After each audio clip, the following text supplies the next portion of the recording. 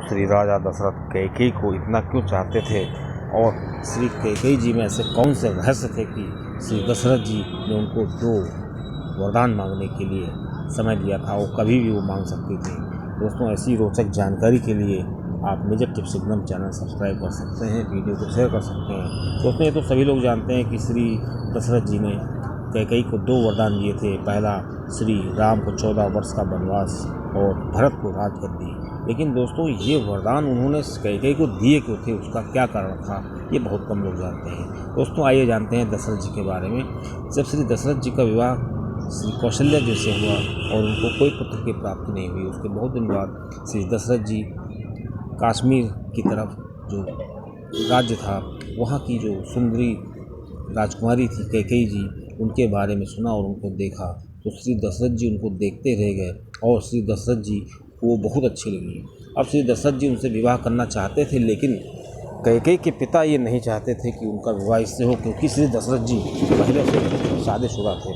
अब दोस्तों श्री दशरथ जी चूँकि चक्रवर्ती सम्राट थे तो उन्होंने विवाह कर लिया, लेकिन उनके कैकेयी के पिता ने एक शर्त रखी थी कि अगर पुत्र होगा तो मेरी ही पुत्री का जो पुत्र होगा वही राजा बनेगा।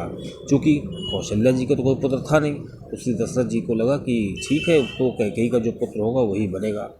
उसके बाद दोस्तों काशी नरेश की जो पुत्री थी श्री सुमित्रा जी, उनसे भी दशरथ जी का विवाह हुआ, उनको भी कोई पुत्र नहीं हुआ। थोड़े दिनों बाद श्रृंगी ऋषि ने आश्रम में अपने जो हवन कराया उससे श्री दशरथ जी के 4 पुत्रों को प्राप्ति हुई। श्री कौशल्या जी से राम, कैकेयी जी से भरत और श्री सुमित्रा जी से श्री लक्ष्मण जी और शत्रुघ्न जी। अब दोस्तों जब 4 लोग हो गए और चारों लोग जो थे एक से एक मतलब दावेदार थे गद्दी के। अब कैकेयी को लगा कि श्री राम जी को वनवास हो जाए तो भरत को जो है गद्दी मिल सकती है, ऐसा मंथरा ने भरा भी था। दोस्तों तो सभी लोग जानते हैं और उनको वनवास हो गया। दोस्तों ये जानते हैं इसके पीछे वजह क्या थी। दोस्तों श्री दशरथ जी कैकेयी को चाहने के बहुत से कारण थे, उसमें कई रहस्य भी हैं। तो पहला कारण तो यही था कि कैकेयी जी बहुत खूबसूरत थी और श्री दशरथ जी हमेशा सबसे ज़्यादा समय उन्हीं के साथ बिताते थे।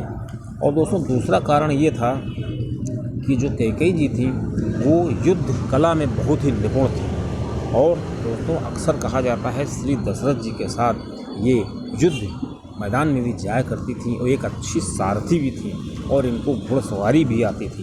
दोस्तों एक राजा को और क्या चाहिए, एक तरीके से उनकी वो बहुत अच्छी मैदान में दोस्त थी। रण जहाँ पे युद्ध हो रहा होता है उस समय सबसे ज़्यादा विश्वसनीय, क्योंकि वो उनकी पत्नी थी।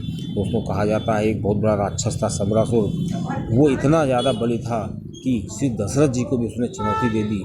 और श्री दशरथ जी जब उससे युद्ध कर रहे थे तो श्री दशरथ जी को लगा कि काफ़ी वो परेशान हो गए। दोस्तों एक बार तो ऐसी नौबत आ गई कि समरासुर की सेना की तरफ से जो दशरथ जी का सारथी था वो घायल हो गया।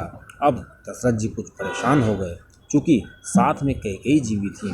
तो जब दशरथ जी भी घायल होने लगे, श्री दशरथ जी को भी तीर लगे 2, तो श्री कैकेयी जी ने युद्ध की कमान संभाली और एक सारथी के रूप में उस रथ को चलाने लगी और बहुत ही अच्छा रथ चला रही थी। ये देखकर श्री दशरथ जी का मनोबल बढ़ गया और युद्ध सेना जो थी उसके हताश हो गई। अब दोस्तों क्या था, युद्ध लगातार चलता रहा और साथ में जो श्री दशरथ जी का रथ का पहिया था वो एक जगह धंस गया।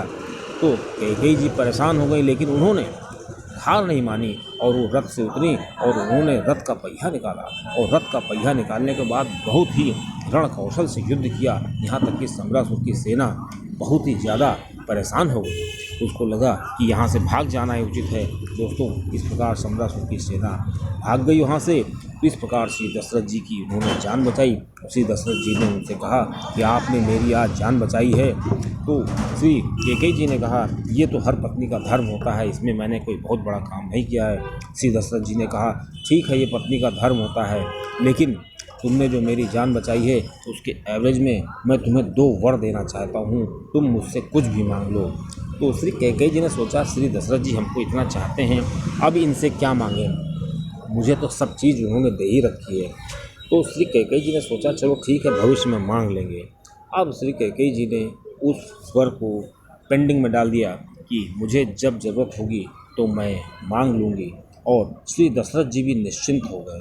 लेकिन क्या दोस्तों, श्री दशरथ जी को ये नहीं मालूम था कि भविष्य में आगे चल के हमारी कौशल्या जी के ही पुत्र होगा श्री राम जी के रूप में, जो श्री दशरथ जी के जिगर के टुकड़े थे श्री राम जी, और उसी वर के कारण श्री दशरथ जी को श्री राम जी से विरह रहना पड़ेगा, दूर रहना पड़ेगा, और श्री दशरथ जी की मृत्यु कारण भी वही वर बन जाएगा।